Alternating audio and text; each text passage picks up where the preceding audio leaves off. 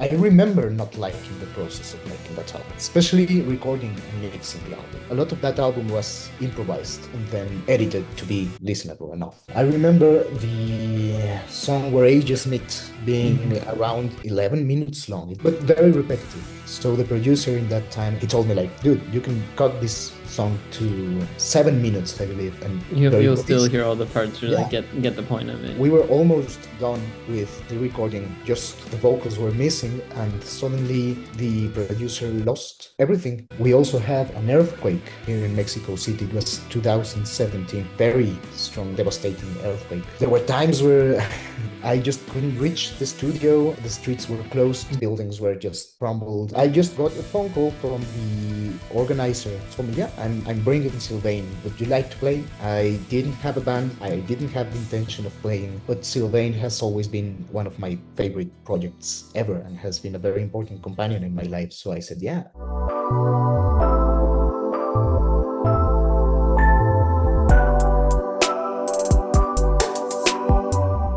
Welcome back to another episode of Hero's Journey. Thank you all for listening, and thank you, Phendrana, for joining me today. Thank you very much, Heroek, for having me here. It's a pleasure.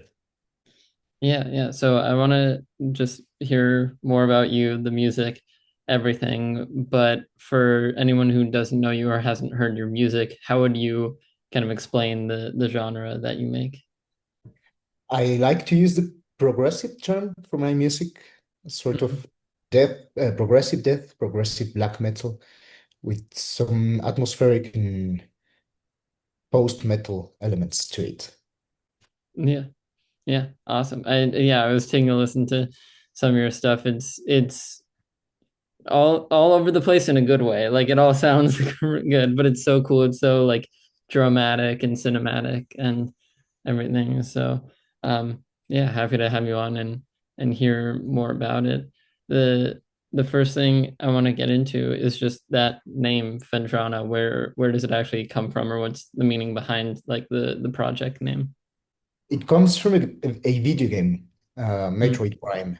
It's a nice. specific Yeah. zone that's in that game. It's one of my favorite childhood games, and I chose the name just because I like how it sounds, uh, and I like the region a lot. It's like a very cold, icy, isolated region. Uh, at that time, I thought it fit. It was a great match for the music. Nowadays, it doesn't have that much of a meaning, but nonetheless, I like how it sounds. Yeah, that's fine. It still matches the music. Don't worry. Like it still works for it. And yeah, I love it. So are you a big like Metroid fan, Nintendo fan, all of that? Yeah, especially Metroid Prime and Zelda, Fire Emblem. Yeah, I'm also very much into Souls games. gotcha. Yeah. Okay. You take it more seriously than I do. I'm more into like the Mario side, the Super Smash Brothers side. Like that's the games that you play with people or like have party games. That's more my speed for Nintendo stuff than Oh, that's but great. yeah, It's but always I nice to love last year I got very into I used to be all about like playing the same games over and over. I was a big like Overwatch gamer, NBA 2K kind of thing, which I'm still into now, but I like right around middle of last year, June or so, I got into finding especially shorter games that you like I can just like play through a campaign of and then be done with and like move on to the next game. And so now I've done a whole bunch of those, caught up on things like that, and yeah, it's been a lot of fun. So Oh, great. Yeah, it's always nice to have a Mario Party session or a Mario Kart session, yeah, Smash. yeah, exactly. Yeah, I've pretty much always been about single player campaigns. I enjoy them a lot. Yeah, same. Yeah, so let's get into the actual music here. Great. One of the things I was listening to is your latest release, the Cathexis single. Just tell me more about like that, the creation of it, everything around Cathexis. About Am I saying that right? Also, yeah, okay. Cathexis. Okay. About the album or just the single? Let's start with the single, just the single that came out, and then we'll get more into the album. Oh yeah, yeah, the album obviously, but yeah, let's start with the single. Yeah. So that song was um, written very easily. I think Mm. for my I'm not a fast composer. I usually take my time with songs and pieces or whatever. But that song actually came up very naturally. The main riff, the lead riff, I actually I think I had it since 2019. Mm. Wow. Uh, but I never did anything with it because at that time I was very much into classical music. And yeah, whenever I grabbed the guitar, which was like once or twice a year, I was, playing around with that little riff until the time to create the album came around December 2023, January 2024. So that riff was the starting point for it all. From it, it evolved very naturally into a full song. I was listening to a lot of progressive rock bands from the 70s back then. I still do, but at that time, they had a very strong influence in my approach to composition. I was listening a lot of Camel, Yes, King Crimson. So I think that's why the song ended up being like this, with very short but meaningful, intense passages or extreme passages, and having more of sort of atmosphere to the song, more softer parts, very sparse use of vocals. So my main approach with that song was to be just like a 70s pop song, very versatile, very dynamic. To have the dynamics play a musical element in the actual music. Yeah, yeah, which is awesome. And I'm curious now. I mean, just yesterday, you also put out Sentience, the second single from it, and you mentioned like sparse vocals, but the song's still very instrumental and very long. It's like just over 8 minutes. Sentience now is like 9 minutes. Is that kind of the focus for this upcoming album? Is it going to be like long songs? Is it going to be very like multi-step different section songs? Yeah, actually, Sentience is I believe it's a very straightforward song. It's 9 minutes Mm, long, but it's very intense from beginning to end. It of course has okay. it more emotional or atmospheric sections, but it's pretty much a metal song. Um, The last song in the album, which is 18 minutes long, uh, Wow. it, um, it it goes back to the Cathexis exploration. It has a lot of sections. It has very sparse metal elements to it in favor of more atmospheric and drony passages.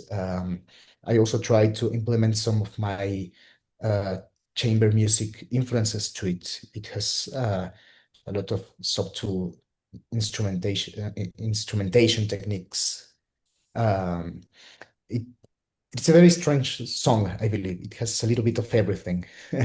So yeah, that one is very experimental, and Sentience would be polar opposite of it.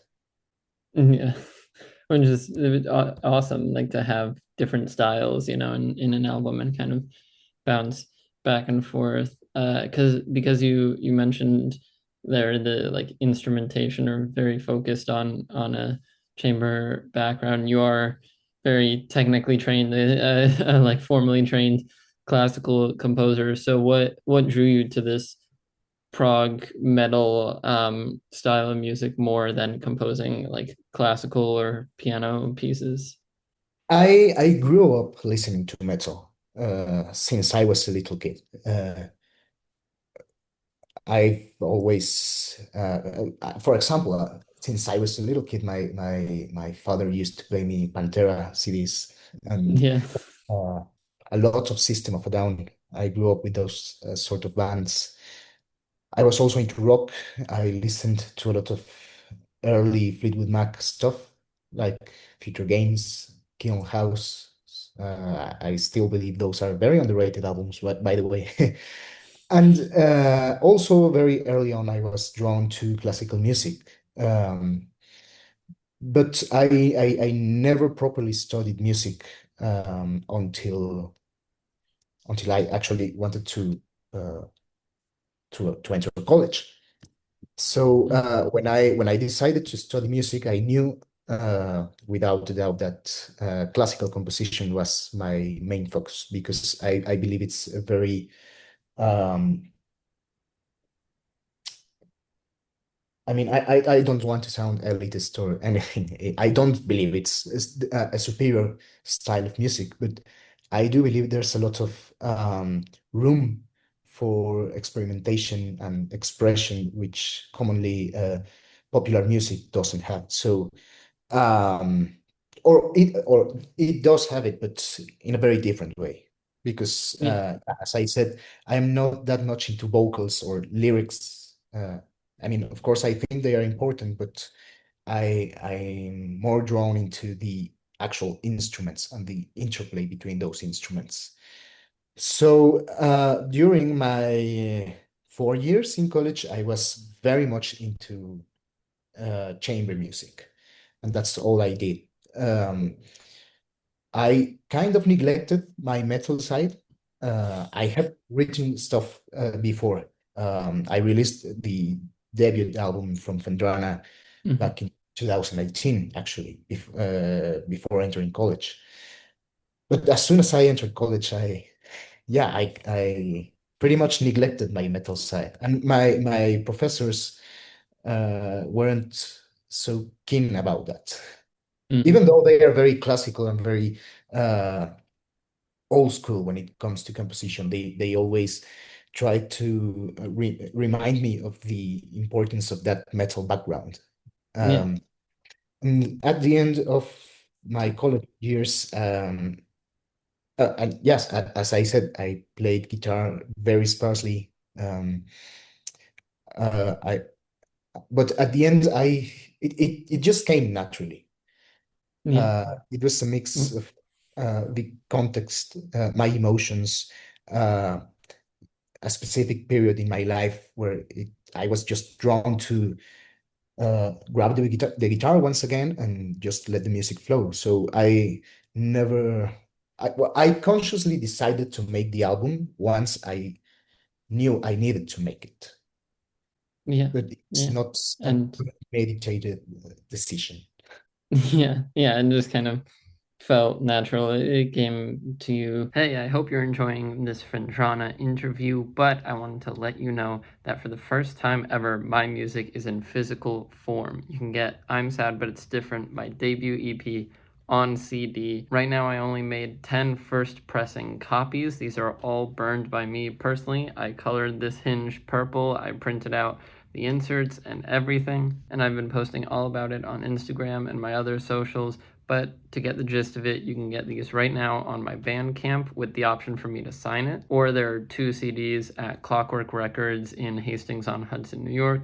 Go check them out. Pick up this CD, pick up anything else you like from that store. Just wanted to let you guys know that I have a CD out now and you can go buy it. So please do. Back to the episode. I think it's very important to stick to your roots, whatever they are musically. And I think a lot of the people that make music, whatever they make, is just like a combination of all the stuff they listen to. At least for me, I have that. So there's things I'm working on. Like I do a lot of rap production stuff, but I love listening to dance music. So some of the rap I do has like synths in it and cool things like that. Like it's all just like little bits and pieces from different things. And I want to get into one last question of the upcoming Cathexis Yeah. album. is with both Sentience and Cathexis, the single.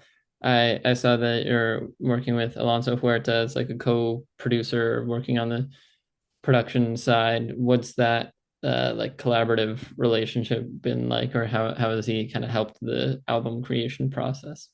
Yeah, Alonso, the co-producer, is a longtime friend of mine.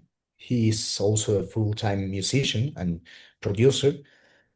And when I decided to give a more formal approach to the album creation, since the songwriting process to the release, I knew I needed a right hand to make the right decisions because I tend to overthink a lot. Yeah.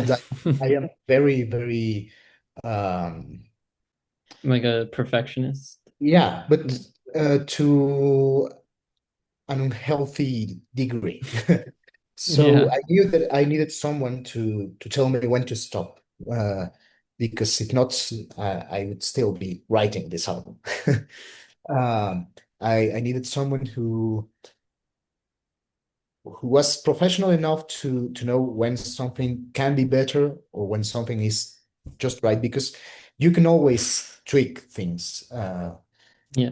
Professional enough to know how to improve what can be improved, but also to know when to stop and when it's time to call it a day, especially with songwriting and with the mixing, because there Yeah. can always be a better mix, and especially when an album takes so much time to produce.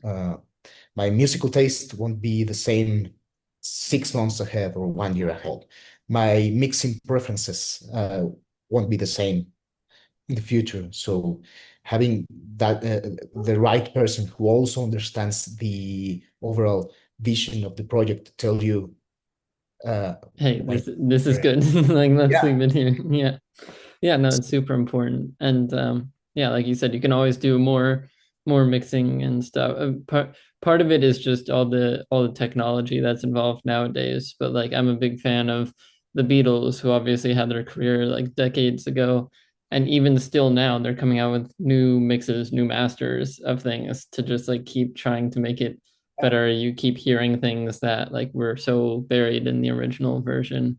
And so yeah, it can always be improved. It can always get better. At some point, you just have to like draw the line and be like, no, this is what's getting put out. Um, yeah. and so yeah, I want to get more into the debut album, also Sanctum, which like you said came out in 2018. Just tell me about the process of making that album, or how the idea for that came about. Was it another kind of just natural evolution thing? Hey, I think this is what I should make. I I remember not liking the process of making that album, Yeah. especially recording and mixing the album, because back then I was very uh, mm, I like to improvise a lot. So a lot of that album was improvised and then edited to be listenable enough. And I remember getting my first seven-string guitar.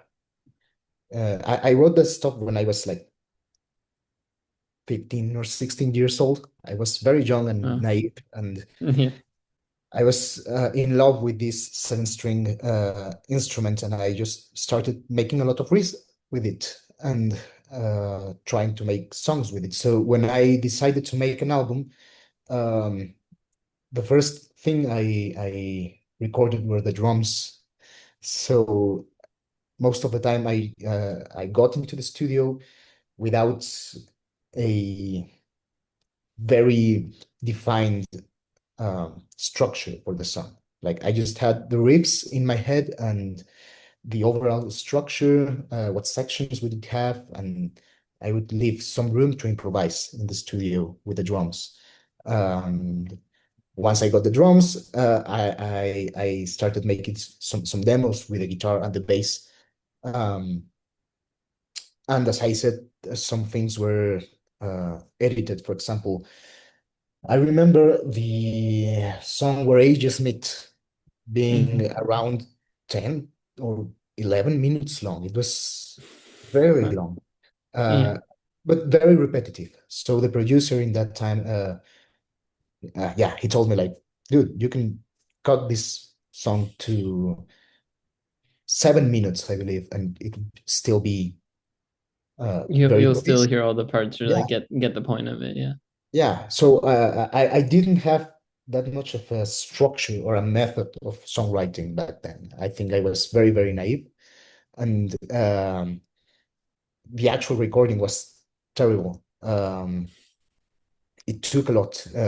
I think it took about a year and a half. I can't remember exactly. We were almost done with the recording. Just the vocals were missing, and suddenly the producer lost everything except for the drums, which were fortunately recorded in another studio, so they had a backup for the drums.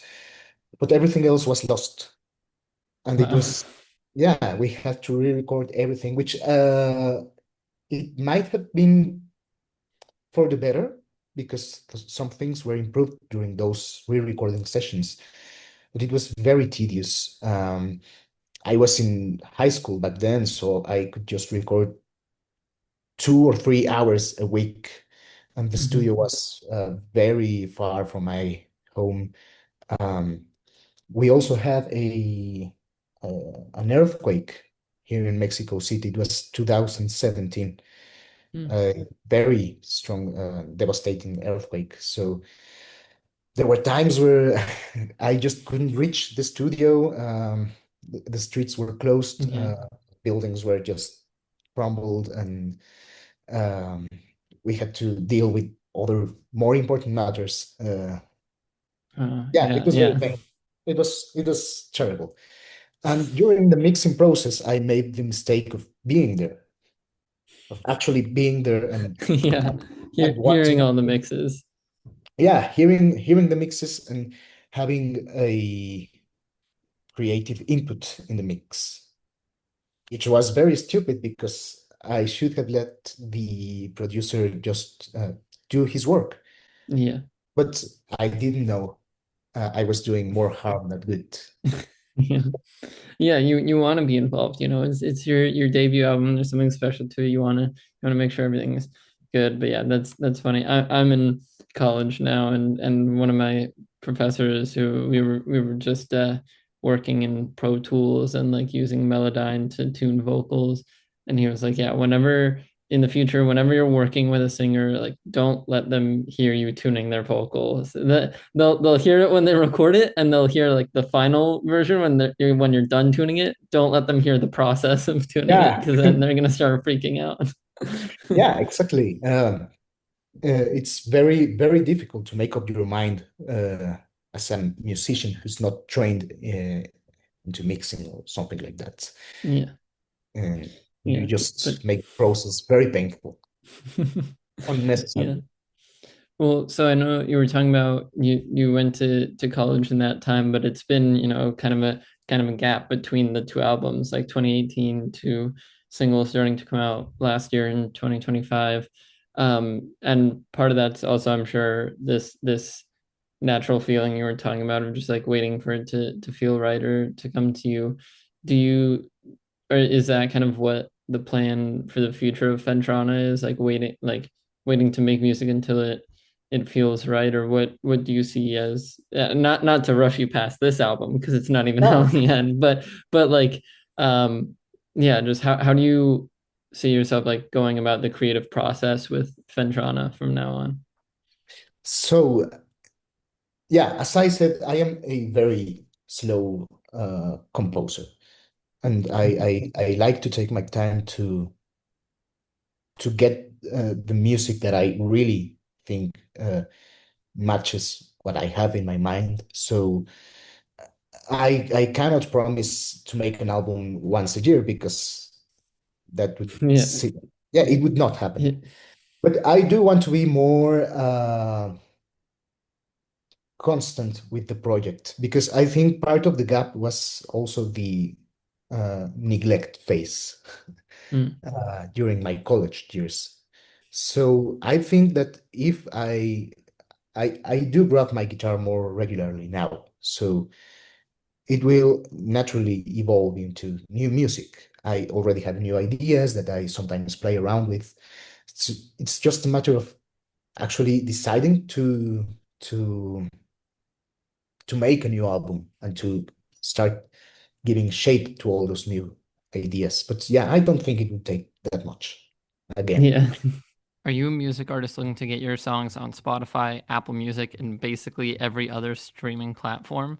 Then you should check out DistroKid. DistroKid is a music distribution service. It's what I use to get all my music out across platforms, and I find it really helpful. You can manage your songs, lyrics, credits, and even manage releases across artists under one account. I don't think I would have gotten started as early as I did with music if it weren't for DistroKid. So if you want to get started, I'll put their pricing on the screen here. And yes, that does say the cheapest plan is at $2 a month. I know some of you spend more than that every day on your coffees. Like, this is to get your music heard by the world. When we're getting off track, DistroKid has so many additional features like pre-save pages, getting your music onto platforms like Instagram and TikTok, where people can put your music on their posts. If you use my link in the description, you will get 7% off any of these plans, making it even cheaper to get your career started, and so much more. So again, check out my link in the description for 7% off any plan. And now let's get back to the episode. Because you have the debut, and then now you're starting to release Cathexis. Do you see this project as a very like album focused project, or could there be like singles in the future, just like standalone, like I made this song and let me put it out, or do you want it to all be like albums? yeah, I've thought about that because I'm of course open to what the future me thinks Yeah. of music, which is always changing. I cannot uh, speak for the future of the project, but Yeah. right now and for all my life, basically, I've been a person who enjoys the album listening Albums. Yeah. experience. Yeah, I cannot stand just listening to one or two songs. So that's why when I make songs, I think of them in a bigger context. So it would be very difficult for me to just make one song and just release it like that without any context, without any, uh, unless it's a very long song, like Yeah. one song EP, 22 minutes or something like that. But yeah, when I write, I think of what's coming next, what's coming before it, what's the purpose of this song, not just as a standalone track, but what purpose does it have, or what meaning does it have in the context of an Within album? an album. Yeah. Yeah, which I think is so important. A lot of, and it makes sense. I need to get better at it, but I do still enjoy just like sitting down and listening through an album, like in Yeah, one sitting, start to finish. And a lot of my favorite albums, just like of all time, are all it's either centered around some concept, some story, or even if the artist or band was just like, okay, we're making an album, or we're in album mode, and yeah, knew that they were making a body of work, versus some artists that just like are like, okay, here are the past 10 songs I put out, let's just put it together and call it an yeah, album. yeah, Like, yeah, like I think there's something special to it about like when you put that extra level of effort or thought into it, it can be really special. yeah. Yeah, so like to me at least, your prog metal, like classical influence music is so unique. I haven't heard much like it. Do you know, like, do you take inspiration from other artists similar to that kind of music that you enjoy, or is it more like I'm inspired by metal music, but I know how to compose classical? Let me put those two together.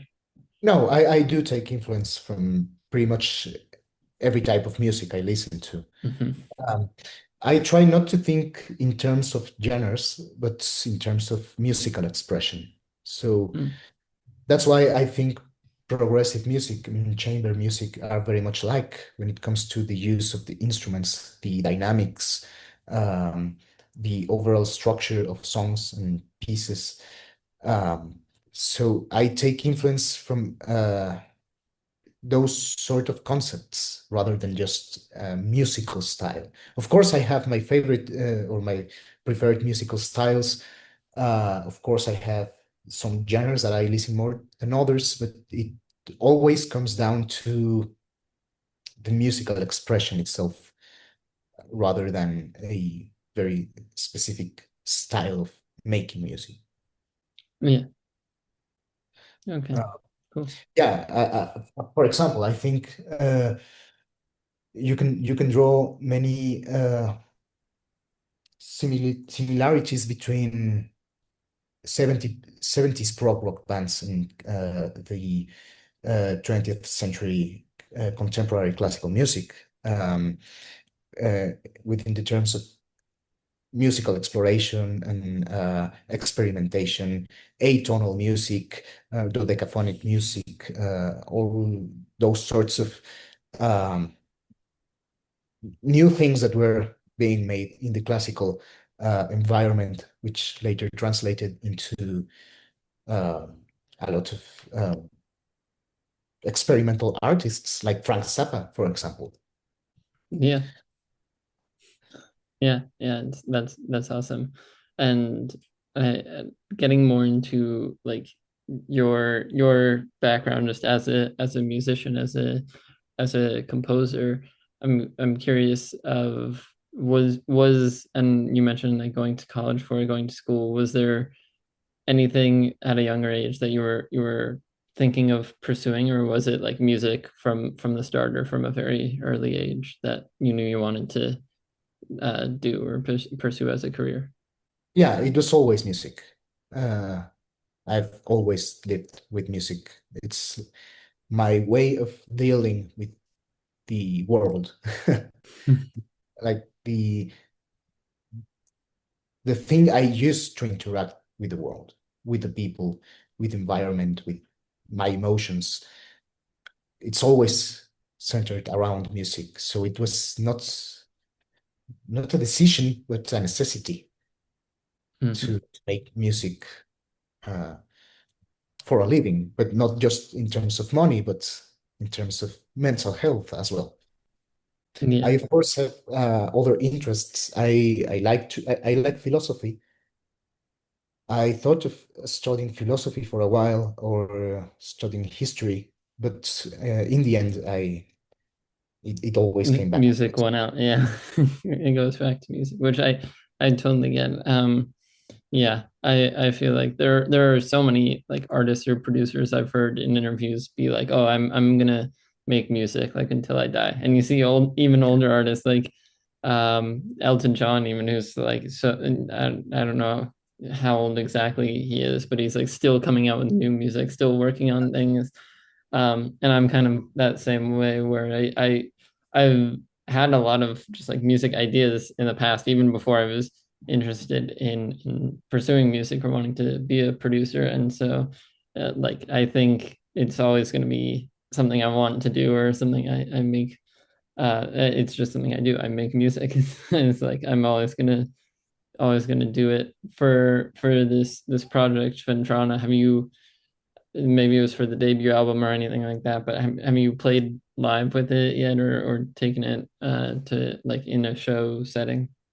Yeah, we've had some opening slots for other bands. Okay. My, I think the first gig was in 2015. Uh, Okay. So even even before yeah, the debut album. yeah, even before the debut album. Yeah. Uh, my music was crap back then. My music is still crap, but it was crappier back then. No, no, yeah, yeah. It's good now, I promise. So, like as an outsider looking in, because that's something I always get into is like from being the person who made the music, I'll talk about one of my songs and I'm like, oh that was so bad and it's so bad. And then someone listens and they're like, no, it's okay. Like I like this. And I was like, no, Yeah, it's awful. Like it's unlistenable. story of my life. But yeah, I had the opportunity to play for Alcest. Um, it was the very first gig, and then we played for Gehenna, a black metal act from Norway. Nader Sadik. Mm. Um, and then we pretty much stopped playing. After that, I released the debut album, but I didn't do any live gigs until 2022 when we got offered a opening slot for Sylvain uh, from Norway. And I think that was um, a very important event that uh, made me grab the guitar again. Because when I got that gig, I wasn't even making music, metal music. I didn't grab my guitar for God knows how much time. Long time, yeah. And I just got a phone call from the organizer uh, of that gig and just told me, yeah, I'm bringing Sylvain. Would you like to play? I didn't have a band. I didn't have the intention of playing, but Sylvain has always been one of my favorite projects ever and has been a very important companion in my life. So I said, yeah, and Yeah, that's one of the opportunities that you just gotta yeah, like I say don't yes and know then how I'm figure it going to out. make it. I don't know how I'm going to make it. I don't have a band. But I'll sure make it. Yeah. We played with her, and our last gigs were with Heretra on their Latin America tour. We played two dates with them here in Mexico. Mhm. So we've always played in these opening slots. I would like to have more opportunities as a live band with this album, but it ultimately um, I believe the most important thing of it are the albums themselves. Um, Yeah. I don't mind being a live band, but my priority will always be in the studio. Yeah. Well, it's so you can get so experimental with it too, because like recording songs and recording an album, you can do things that aren't possible live. You can have Yeah, all these instruments playing at the same time. You can make cool sounds to add in there that like even when playing live would have to be a backing track or something like that, yeah, or like pre-made or pre produced. So yeah, exactly. Yeah, and you have to be very practical about it when you make the music. And the same goes, for example, for classical music. If you're doing an orchestral piece, you have to be very practical with the instruments you're going to use. You cannot have a tuba player just play two notes because that's very expensive. And of course, mhm. you cannot put a backing track on a concert hall, on a classical concert hall. That's not how it usually goes unless it's more modern and experimental music. So the same goes for metal. If I want to have a genuine live experience, I have to be very practical of what I'm going to use in the studio. For example, this 18 minutes long song, The Closer of the album, it's pretty much impossible to play because it needs a grand piano, not a keyboard, but an Mhm. actual grand piano to play with the strings. And it needs like five or six guitars doing ebows, and then you have flutes and strings and bassoon, French horn, cello. You essentially need like a whole orchestra on And it stage. would be very, very cumbersome to have a full orchestra on stage Yeah. just to play 5 minutes. It's not practical enough, and I don't like to make my music based of what's going to be played live, but what's actually going to be listened to in your Yeah. house uh, in a proper. Which even for if you're a live band and everything, that happens more than live shows do. Yeah, It's you can listen anytime, anywhere versus like when you're on tour or this one show or something like that. yeah, Yeah, which is so cool. Um, do you so with all of that, how do you go about, especially for that the Sylvain show where you're like needing to assemble a band out of thin air essentially? How do you go about finding the musicians you're performing with to like build out the band? For that gig, the three people that helped me were classmates Mm. in college. The Yeah. drummer, bass player, and the female singer. So I was like, yeah, I have this gig. I need people. Here's my music. Would you like to play metal? And they were like, yeah, sure. Why not? And they just hopped on and we had a couple of rehearsals. Everything went right and we played. But that was a one-off uh, gig. After that, when we got offered the Heroek dates, I tried to assemble a more stable lineup. Um, the drummer from that played with us in Sylvain remained for the Heroek gigs, but I found a bass player that was willing to put more time, actual time into rehearsing more uh, constantly, uh, and also the female singer as well. So Hmm. yeah, but Yeah. they were also the the the current bass player is one of my longtime friends since childhood, and Cool. so I know he's very professional, very devoted to his music. He's also a Yeah. full-time bassist, and yeah, that's how I assemble the lineup for these gigs. Awesome. Yeah, yeah. And I know you don't focus on the live shows, so maybe there's not one, but do you have kind of a bucket list or like goal like venues that you want to play at one day? Yeah, I would like to play Circo Volador here Hmm. in Mexico City, which is one of the, if not the most renowned um, venue for underground metal.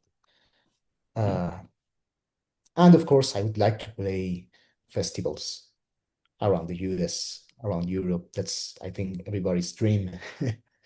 Yeah. So yeah, I'm as I said, I'm not against playing live. Uh, I enjoy very much playing live. I think it's one of the things I enjoy the most doing in terms of actually having fun to be on stage and interacting with the people. But that's not my priority. Yeah. Yeah. And that's totally fine. Yeah, and so interesting. My favorite band is 21 Pilots, if you know them, and they just announced that they're putting out a concert movie of their show in Mexico City. Mhm. And I like they put out a trailer and everything, but just seeing the stadium there, like seeing how big the stadium was, it looks so awesome. And that's like a venue I hadn't really I had heard of before, but I never really thought of as like, oh, I would love to play music there one day. And then they Mhm. show like a shot of the crowd, and it was Estadio GNP Seguros, so it's like Yeah, 60,000, 65,000, something like that. And they like show the crowd, and I'm like, that's insane. That's a massive, massive arena. I'm not that I want to brag or anything, but the Mexican crowd is famous for being very, very charismatic. Oh yeah, yeah, yeah, yeah. I think I forget if it was this band or someone else who said it, but they talked about like even as an English speaking artist, as an English speaking band, like they'll go to whether it's like South America, Latin America, all these Spanish speaking countries, and they're not only are they bringing so much energy, but they're like singing in English. They essentially learned another language to sing along to the Yeah. songs, which is like crazy. um, Yeah, and so it's so awesome. I'm excited to see it. Hey heroes, sorry to interrupt that podcast episode, which I hope you are enjoying, but I wanted to tell you about my clothing line, Quest Clothing. Ever since I started really pursuing YouTube and music and all these creative things that I do, I've dreamed about starting this clothing line specifically. I had the name, I had the idea like for years before I started it, and now it's finally here. You can wear clothes like this. I have sweatshirts available, t-shirts, even clothing for like my music with cover arts and lyrics and things like that. It's all super, super cool. And right now is the best way for you guys to support me across everything I do. So be sure to check out the Quest Clothing web store with the link in the description and follow at Shop Quest Clothing on Instagram for updates about collections, discounts, things like that. Anyways, I don't want this self-sponsorship to take too long, so let's get back to the episode. I want to take a step back. One more question, which I thought of from when you were talking about like the in college and kind of straying away from the metal roots that you have and getting very into like the classical side. I know you mentioned professors reminding you of it and everything, but how did you go back to the metal and kind of rediscover like, okay, this is something I want to do, this is something I like and want to work in? I think I reached a point where I was I was not sure anymore if I was doing what I felt right, or if I was doing what somebody else was expecting from me, which is very, very common in professional music environment. Um, because you're always told about the classical examples of what you have to do, whom do you have to study with, how to study, when to study. And there was a time where I was just pretty much in autopilot, just Hmm. following the traditional classical composer route that was expected from any Mexican composer. You make this kind of music, you present it to these specific ensembles, you apply for these scholarships, uh, you aspire to these universities around the world to make your master's degree. And I remember I was finishing college and I was already thinking about my master's degree. And my mentor, like my sensei, he's very old school about it. It's like this very intellectual person um, who has select pupils who he treats like his very own kids. I remember him, yeah, pretty much scolding me, um, and really uh, making me stop for a second and ask to myself what I really wanted. If I really wanted to go to the strictly academic side of music, um, or if I needed to go a little bit back and listen to my background. And that's where I found out that yeah, I wouldn't say lost, but I was very I had a very cloudy vision of my future.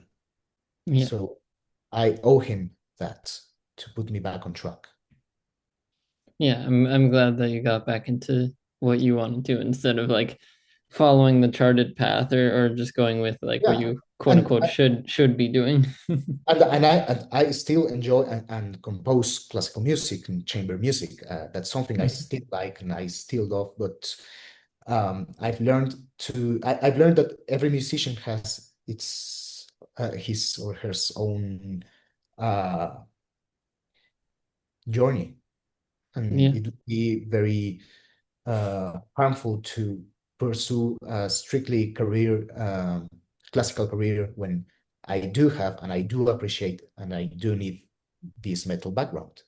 Yeah, yeah. I mean, that's kind of the whole point of the show. It's called Hero's Journey, and like like I sometimes I end up asking like the same questions to different people, but it's funny because I rarely, if ever, get the same answer. Like they'll bring up some crazy thing that's only happened to them, and I was like, oh, that's so cool, so interesting.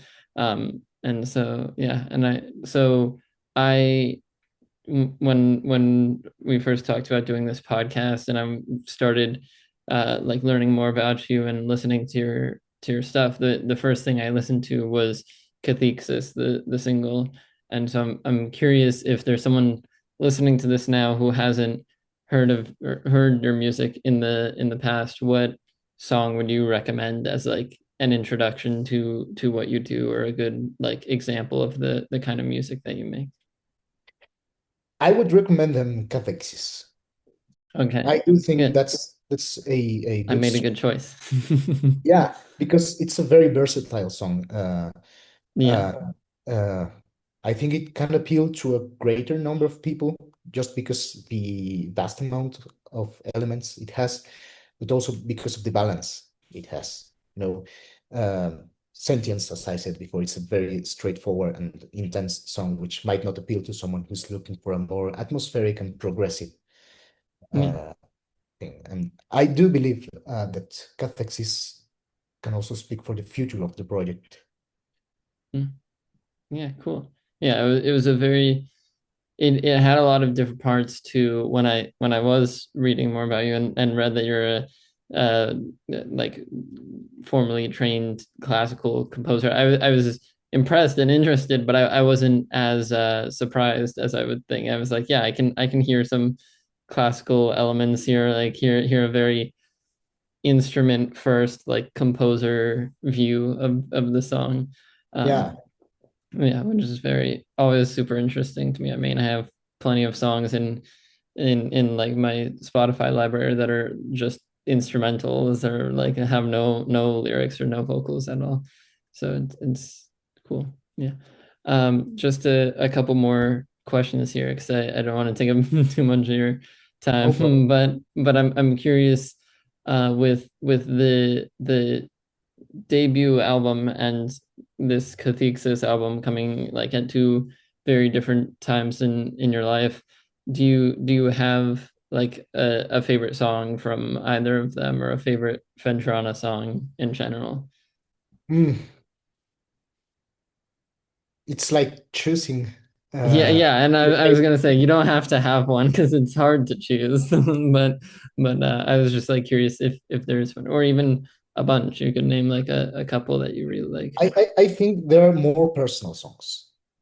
Hmm. More, I'm not going to say that some are more true than others, but they are at least rooted in a more um, Personal experience. yeah. Yeah. Uh, for example, Sentience. Uh, I think that may be the most personal metal song I've written, Mm. and also from the debut, Ethereum, which I kind of look back at it and I struggle to listen my 16-year-old me writing that song, but at that time it was a very personal song, Yeah. Yeah. whereas Sanctum or Cathexis are more focused on experimentation. Uh, Hmm. so yeah, I think instead of having a more instead of having a favorite song, there are songs that have helped me more than others. Yeah. Yeah. Which is always gonna be the case. You know, you hopefully eventually get to the point with music that you feel comfortable enough to put in your own personal experiences there. That's a big turning point I'm hopefully about to get to, or at, where I now have some song ideas or lyric ideas for like songs that are about my life or like experiences I've had, but I'm not the best singer, and I can't put my voice to them. So I was like, soon I'll get a vocalist on this who I trust to like bring the emotion out and bring the meaning out. But it is that hesitation of like, if I'm not the best singer, I can have the idea or have the lyrics, but I can't quite like put it out yet. Yeah, Um, and mhm. sometimes it's very um, helpful to have other people's creative input to your own music, even if it's very personal. I think one of my favorite elements in Cathexis is the female singer, Ana Hmm. Vitrán. Um, Sentience not only is a very like profound song musically, but it also has very personal lyrics. And you almost feel like it's your duty to sing your own experiences, and handing them Yeah. to someone else would feel strange. Yeah, yeah. But You're just describing exactly what I feel. yeah, but when I listened to her input, It it felt was amazing. natural. Yeah, it felt as if somebody is embodying your experience from their own Hmm. perspective, and it's very I think it's a very healthy exercise as a musician to let go of your music and hand it to someone else to because I think that ultimately music should be a dialogue, not just a Yeah, monologue. So you need that feedback from others and that interpretation from others. yeah. So And you think you can have a better singer for it. You just need to find the singer who matches your idea and who gets your vision, and yeah, it yeah. most probably turn out fine. Yeah, I just had a music producer on here where we were talking about like collaboration in music and working with people. And I brought up a couple artists I know who work together a lot. Like almost every other like song they put out is with each other. So it'll be like solo, solo, the two of them working together, a solo song working together. And he was like, yeah, that's how it should be. Like you want to find people that you can just always collaborate with, and music should be collaborative and a shared experience and everything. Yeah. Which I didn't even plan on, but it's a perfect note for my last question for you, which is just as Phendrana, if you could collaborate with any band, any artist in the world, who would you want to collaborate with? Hmm. Currently active? Well, it can be currently active, and if you want to do like an all-time one, you can do that too. I think it might be a long shot, but Andy Latimer from Camel. He's Mm. probably my favorite guitar player because he's so expressive with his instrument, and he is, in my opinion, just an absolute genius when it comes to finding the perfect balance between technicality and expression. So having him do just one solo for Phendrana would be a dream come true. Yeah. The first one that comes to my mind. Okay. Cool. Cool. Yeah.